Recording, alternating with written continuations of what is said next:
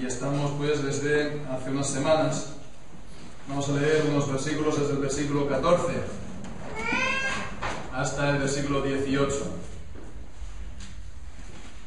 Dice así: ¿qué pues diremos? ¿Que hay injusticia en Dios? En ninguna manera. Pues a Moisés dice: tendré misericordia del que yo tenga misericordia, y me compadeceré del que yo me compadezca. Así que no depende del que quiere ni del que corre, sino de Dios que tiene misericordia. Porque la Escritura dice a Faraón: para esto mismo te he levantado, para mostrar en ti mi poder, y para que mi nombre sea anunciado por toda la tierra. De manera que de quien quiere, tiene misericordia, y al que quiere endurecer, endurece. Amén. Señor, bendiga su palabra. Seguimos entonces en este capítulo tan importante, a veces tan descuidado de la palabra de Dios, el capítulo 9 de Romanos. Nos está hablando entonces de la elección de gracia, de la predestinación del Señor.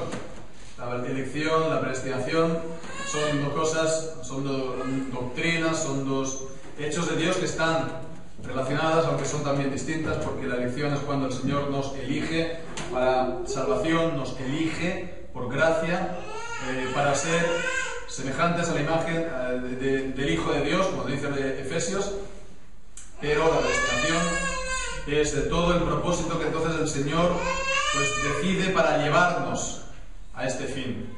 La predestinación, por lo tanto, pues es todo lo que el Señor ha previsto, ¿no? Ha dispuesto para llamarnos a la comunión con el Señor Jesucristo y para entonces mantenernos en los caminos de Jesucristo hasta el fin. Hemos estado viendo el significado de la predestinación en este capítulo, brevemente. El significado básico es la separación. Dios elige, por lo tanto separa, pone aparte, aparta del resto de las naciones. Lo veíamos entonces en la descendencia de Abraham, la misma elección de Abraham, y que eso incluso también está en el interior mismo del pueblo de la alianza. Por eso decía la Escritura: no es Israel todo Israel, en el versículo 6. Es decir, no todo descendiente de Abraham era verdaderamente israelita.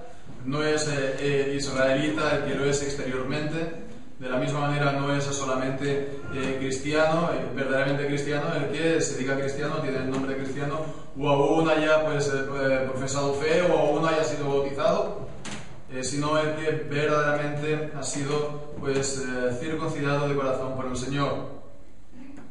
También hemos estado viendo que la semana pasada esta elección que el Señor hace no es en previsión o en base a que Él prevé nuestros méritos o nuestras obras, y eso pues lo estaba mostrando el apóstol Pablo con el ejemplo de Esaú y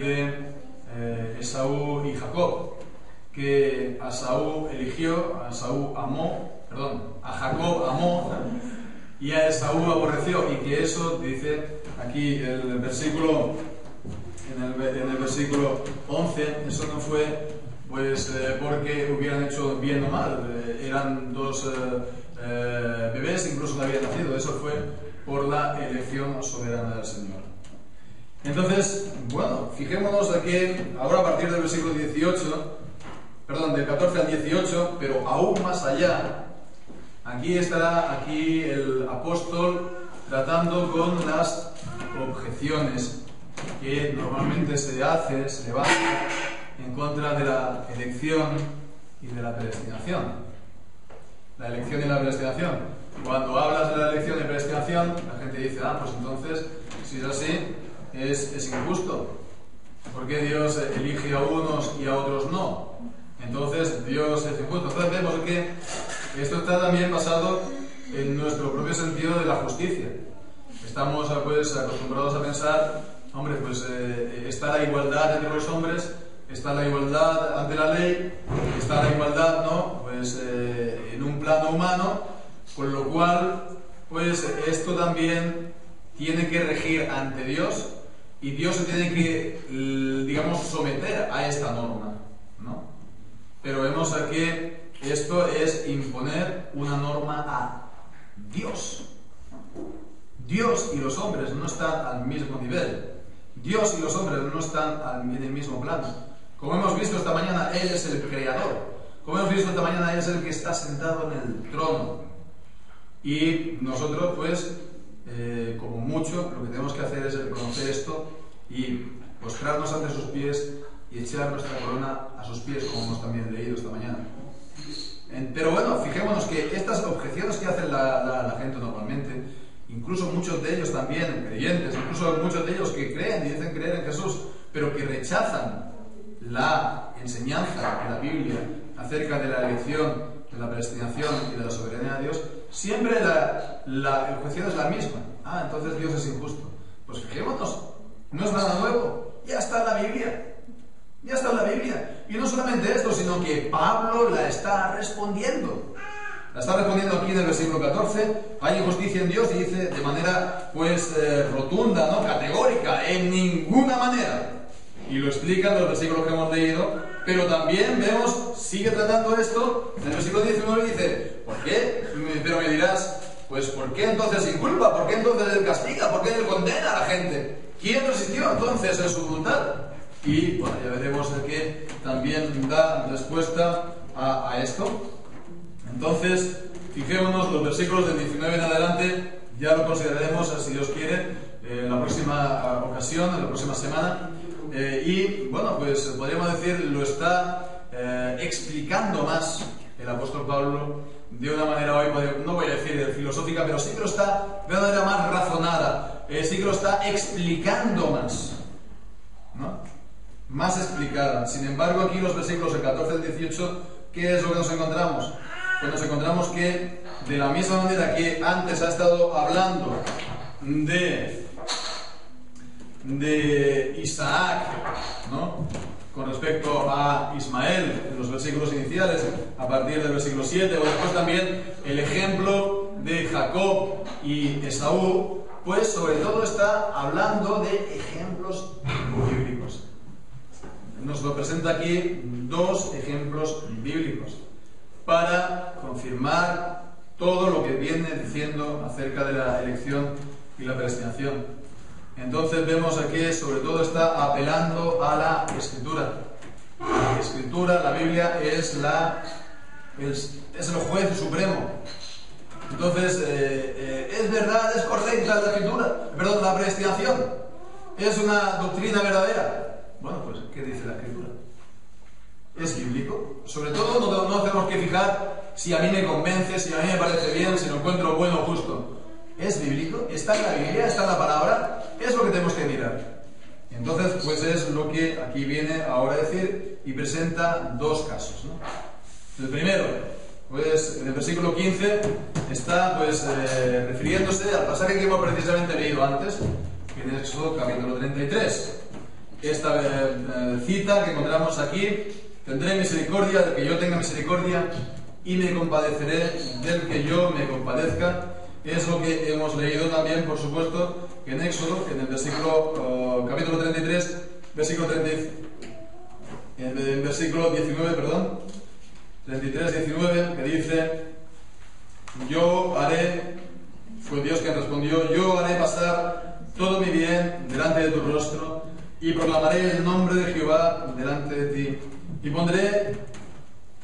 y tendré misericordia del que tendré misericordia y seré clemente para con el que seré clemente.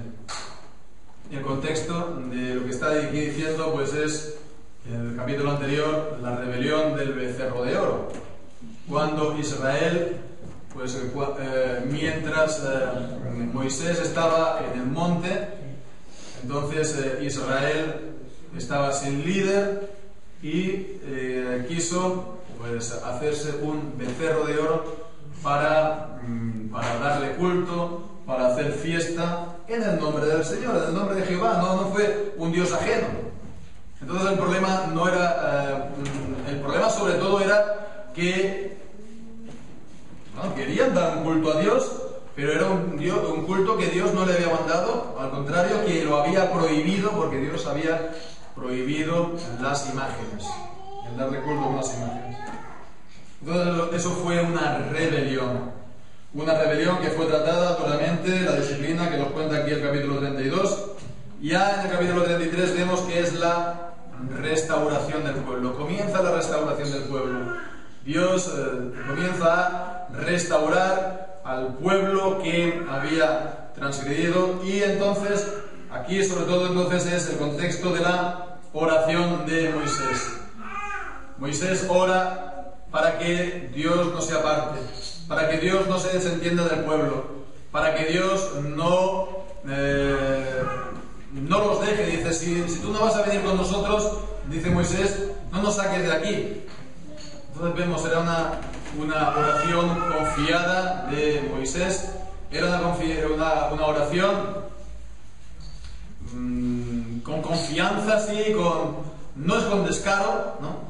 Pero es la confianza de aquel que, bueno, se nos dice que él estaba siempre en el tabernáculo, que él hablaba a Dios cara a cara, nos dice también en Números capítulo 12. La respuesta, por lo tanto, de Jehová, del Señor, en el versículo 19 es que Él hará pasar todo mi bien delante de tu rostro. Se está refiriendo, pues, en el versículo 34, pues, cuando pasa toda la gloria, el Señor hace pasar toda su gloria enfrente de Moisés y se proclama el nombre del Señor. Es lo que leemos en el versículo 6 y 7. Pasando Jehová por delante de él, 6 y 7 del capítulo 34, por supuesto. Pasando Jehová por delante de él, proclamó: Jehová, Jehová, fuerte, misericordioso y piadoso, tardo para la ira y grande misericordia y Jehová, y verdad, que guarda misericordia a millares, que perdona la iniquidad, la rebelión y el pecado, y que de ningún modo tendrá por inocente al malvado, que visita la iniquidad de los padres sobre los hijos y sobre los hijos de los hijos hasta la tercera y cuarta generación. Entonces, fijémonos lo que aquí nos encontramos. Aquí, pues, dijo el Señor a Moisés en el capítulo 33: yo haré pasar mi bien delante de tu rostro, y dice: proclamaré mi nombre delante de ti. Y es lo que está haciendo, está proclamando el nombre de Dios. En el capítulo siguiente, cuando pasa toda la gloria, Moisés no la puede ver. El Señor puso su mano encima de Moisés para que no la viera, porque dice: no me verá el hombre y vivirá. Y entonces, cuando pasó todo su bien, toda su gloria, se proclamó el nombre del Señor. ¿Cómo es el Señor? Su naturaleza, sus obras, el nombre del Señor. Y dice que Él es fuerte, misericordioso, piadoso, tardo para la ira, grande misericordia y verdad. Y dice: guarda la misericordia a millares, perdona la iniquidad, la rebelión y el pecado, y que de ningún modo tendrá por inocente al malvado. Fijémonos las dos cosas: perdona la iniquidad, la rebelión y el pecado, y de ningún modo tendrá por inocente al malvado. Las dos cosas juntas. ¿Nos damos cuenta? Él perdona la iniquidad, la rebelión y el pecado. Y todos los que cometen iniquidad, rebelión y pecado, ¿qué son? Pecadores. ¿Qué es eso? ¿Un acto de rebelión? Es un acto malvado delante de Dios, el pecado. Y dice: Él lo perdona la iniquidad, la rebelión y el pecado. Pero después, a continuación dice: de ningún modo tendrá por inocente al malvado. ¿Cómo? Pero no decía antes que Él perdona la iniquidad, la rebelión y el pecado. ¿Cómo es que a continuación dice: de ningún modo tendrá por inocente al malvado? ¿Cómo es eso? Pues es la solución, lo que hemos leído en el capítulo anterior, en el versículo 19. Tendré misericordia del que tendré misericordia, me compadeceré del que me compadeceré. Del que yo tengo misericordia, por lo tanto, le perdonaré la rebelión, la iniquidad y el pecado. Y del que no, por lo tanto, pues él no va a tener por inocente al malvado, al que haga todo esto. ¿De qué depende, por lo tanto? Del que Él se compadezca, del que Él, por lo tanto, pues tenga misericordia. No depende entonces de uno mismo, no depende de lo que uno haga, no depende de sus obras. Versículo 16 en Romanos 9 dice: no depende del que quiere, ni del que corre, sino de Dios que tiene misericordia.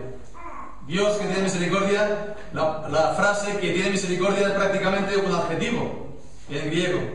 Es el Dios que tiene misericordia. Es el Dios que tiene misericordia. Así, por lo tanto, no es algo que nosotros somos la causa. Nosotros, o los hombres, no somos lo que hacemos, los que hacemos que seamos elegidos. Esto es algo que depende, por lo tanto, solo de Dios. La prueba, lo que le dijo pues Dios a Moisés, que ya es de por sí bastante claro, y que si lo miramos en su contexto, pues aún más. Bien, pues fijémonos, esto es la prerrogativa solamente de Dios, porque Él es soberano. Y a continuación, entonces, por si estuviera todavía poco claro, da un nuevo ejemplo, y esta vez es Faraón. Y dice en el versículo 17: porque la Escritura dice a Faraón: para esto mismo te he levantado, para mostrar en ti mi poder, y para que mi nombre sea anunciado por toda la tierra. Entonces está utilizando otro ejemplo muy importante de la Escritura, que también aparece en el libro del Éxodo, pero esta vez en los capítulos iniciales del Éxodo, cuando Israel está todavía en Egipto, y cuando Moisés entonces va una y otra vez, desde el capítulo 4 lo encontramos, pues en el capítulo 7, mejor dicho, comienza Moisés a presentarse delante de Faraón y decirle: deja ir a mi pueblo. Así dice Jehová el Señor: deja ir a mi pueblo para que mi pueblo me adore. Deja ir a mi pueblo. Y entonces siempre el corazón de Faraón se endurecía para no dejarlos ir. El Faraón endurecía su corazón para no dejarlos ir. Esto es lo que nos encontramos, ya digo, desde Éxodo, en el capítulo 7 en adelante.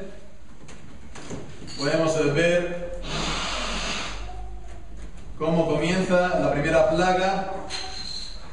En el versículo 14 está diciendo que el corazón de Faraón está endurecido. Eso lo dice Jehová, el Señor, a Moisés. Jehová dijo a Moisés: el corazón de Faraón está endurecido y no quiere dejar ir. Entonces está constatando esto: el corazón de Faraón está endurecido. Y pues a continuación, lo que hemos dicho, que Moisés, transmitiendo la palabra de Dios, le dice: deja ir a mi pueblo. Entonces él rechazó ir y le siguió la primera plaga, la plaga de sangre. Bueno, pues al final de la plaga, pues dice que el corazón de Faraón se endureció y no los escuchó como Jehová los había dicho. En vez de arrepentirse por haber visto esa plaga, en vez de haberlos dejado ir, el corazón de Faraón se endureció. Así también, pues, la siguiente plaga, viendo capítulo 8, versículo 15, viendo Faraón que le habían dado reposo, Faraón, él, endureció su corazón y no los escuchó. La plaga, al siguiente, la plaga de piojos, también en el mismo capítulo 8, versículo 19, más el corazón de Faraón se endureció y no los escuchó como Jehová lo había dicho. También en la siguiente plaga, en el mismo capítulo, en el versículo 32, la plaga de las moscas, dice: más Faraón, vemos es Faraón quien lo hace, endureció aún esta vez su corazón y no dejó ir al pueblo. Y después, más aún, capítulo 9, la siguiente plaga, acaba en el versículo 7, mas el corazón de Faraón se endureció. La plaga de las úlceras, la siguiente, en el versículo 12, encontramos aquí una cosa distinta, ¿verdad? Jehová endureció el corazón de Faraón y no lo suyo. En el versículo 35, la siguiente frase, la siguiente plaga, nos encontramos que es otra vez Faraón quien se endureció. El corazón de Faraón se endureció y no los dejó ir. Y en el capítulo 10, versículo 1, volvemos a encontrarnos con esto mismo. Jehová dijo a Moisés: entra a la presencia de Faraón, porque yo he endurecido su corazón y el corazón de sus siervos, para mostrar en ellos mis señales. Yo he endurecido. Fijémonos, ¿no? En todas las plagas, en todas menos en la plaga de las úlceras, siempre era que Faraón endurecía su corazón. U otras veces era el corazón de Faraón que se endurecía. Pero aquí en el capítulo 9, el versículo 12, dice que Jehová endureció su corazón. En el capítulo 10, versículo 1, dice que Jehová había endurecido su corazón para que él no lo escuchara. Y esto que entonces dice, bueno, ¿qué es lo que significa? ¿Cómo es que es el corazón que está endurecido? ¿Es Jehová que endurece el corazón? ¿Cómo es que Dios es el que endurece el corazón? Pues entonces, bueno, eso está en el fondo bien claro. Es Faraón quien endurece su corazón. Y el corazón también está endurecido, ¿verdad? Él no quiere. Previamente, él no es que tengo mis dudas si dejarlos partir o no. No, él de entrada no quería. Faraón no quería dejarlos ir. Después viene Moisés y no le está diciendo tú endurécete. No le está diciendo tú vuélvete más aún en tu obcecación. Quédate ahí. No nos dejes partir. No le dice eso. Siempre es la misma palabra de Dios. Deja ir a mi pueblo. Lo único que tiene que hacer entonces es obedecer el mandamiento. Obedecer la palabra de Dios. ¿Quiere él? No, al contrario. Y es por eso que dice que que Faraón se endurece todavía más y rechaza y no los deja ir. Y después, por último, vemos que la explicación que da es que Jehová había endurecido el corazón. Todo esto, por lo tanto, lo que muestra es que se estaba cumpliendo, por lo tanto, la voluntad de Dios. Dios no le estaba endureciendo físicamente el corazón suyo ya estaba endurecido, ya de entrada. Y Jehová, el Señor, por medio de su siervo, le estaba diciendo, deja ir a mi pueblo, y si lo hubiera hecho, se hubiera evitado muchos problemas. No habría visto ninguna plagas, no habría visto pues la muerte de su primogénito, no habría visto tantas plagas, ¿verdad? Y tanto mal. Y si lo hubiera hecho, Dios no le habría enviado la plaga.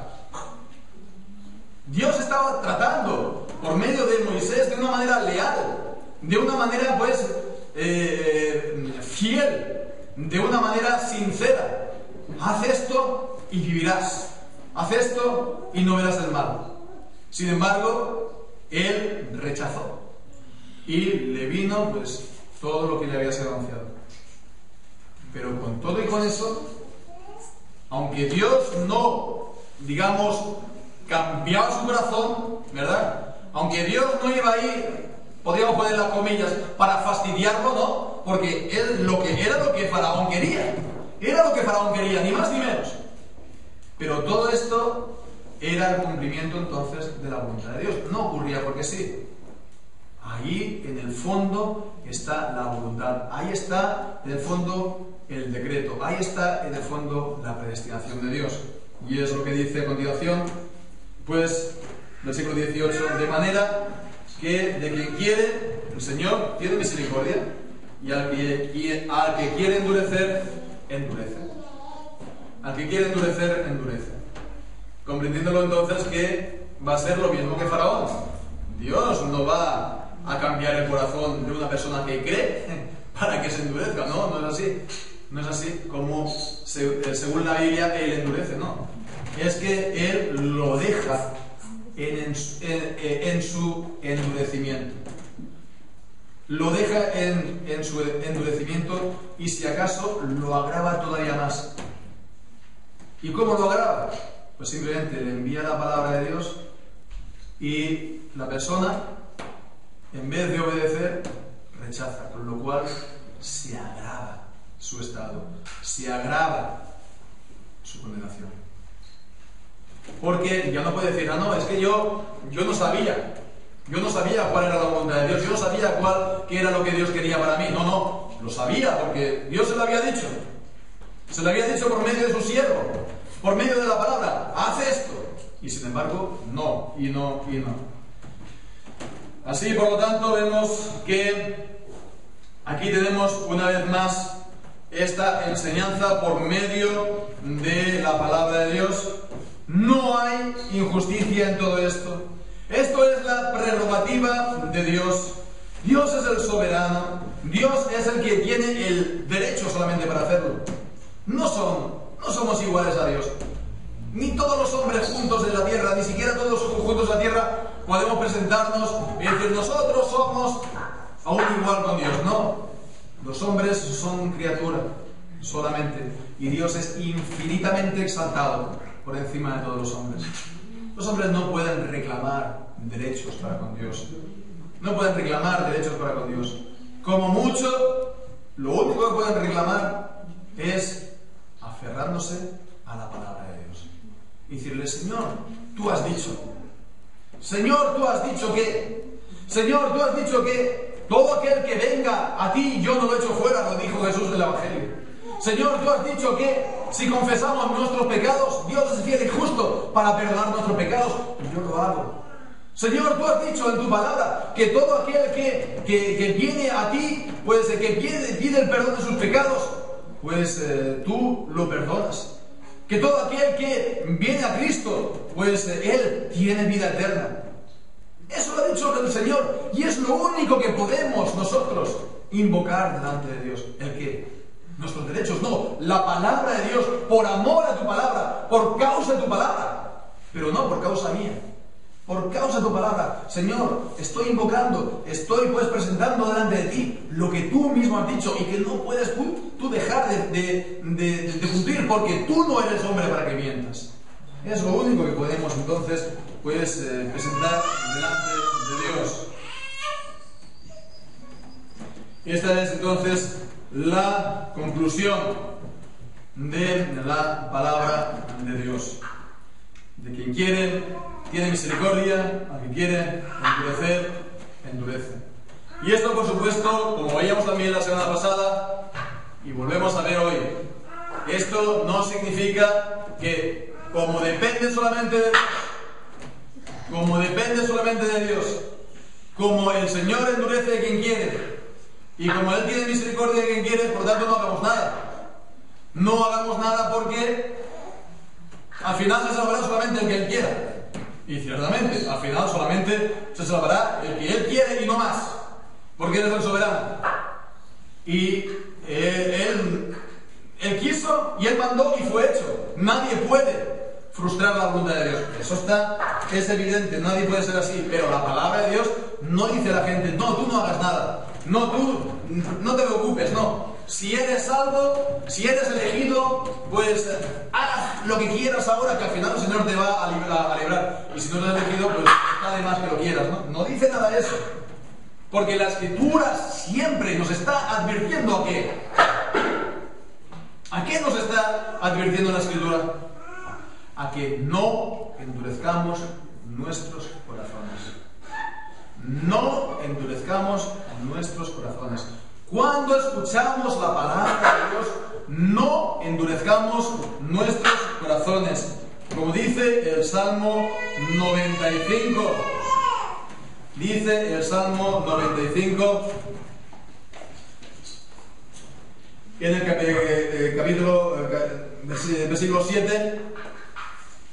Si oyereis hoy su voz, no endurezcáis vuestro corazón como en Meribá, como en el día de Masá en el desierto donde me tentaron vuestros padres. No endurezcáis, y esto es una orden del Señor, no endurezcáis vuestros corazones. No os rebeléis. No hagáis lo contrario de lo que dice Dios. Dios dice una cosa, someteos a lo que Él dice. No endurezcáis vuestros corazones. Por lo que dice también Hebreos capítulo 3 y versículo 13. Hebreos 3, 13. Podemos leer el versículo 12 también. Mirad, hermanos, que no haya en ninguno de vosotros corazón malo de incredulidad para apartarse del Dios vivo. Antes exhortaos los unos a los otros cada día, entre tanto que se dice hoy, dice, para que ninguno de vosotros se endurezca por el engaño del pecado. Dice, mirad por vosotros, mirad cada uno mirad que no haya ninguno de vosotros alguien que se aparte de Dios, que tenga un corazón malo, incrédulo, que se aparta de Dios, que no crea en la palabra de Dios, sino entre tanto que se dice hoy, a cada día, dice, pues nos exhortemos, nos animemos los creyentes unos a otros. Mira lo que dice la palabra de Dios, continúa la palabra de Dios, sigue al Señor, no te apartes, dice, para que no haya entre vosotros, no sea que haya entre vosotros alguno que se endurezca por el engaño del pecado, para que ninguno de vosotros se endurezca por el engaño del pecado. La Escritura siempre le está diciendo a los hombres que no endurezcáis vuestros corazones, como en el desierto. No endurezcáis vuestros corazones como Faraón. Y hemos de saber que si lo hacemos, si el hombre lo hace, no está frustrando nada, porque está también cumpliendo la voluntad de Dios. Dice la Escritura del Proverbio que todas las cosas las ha creado Jehová, aún el impío para el día malo. Aún el impío, el Señor lo ha reservado para que sea mostrado en él su justicia. Entonces, rebelándonos tampoco vamos a conseguir nada. Lo único que hemos de hacer es hacer caso a la palabra de Dios y someternos.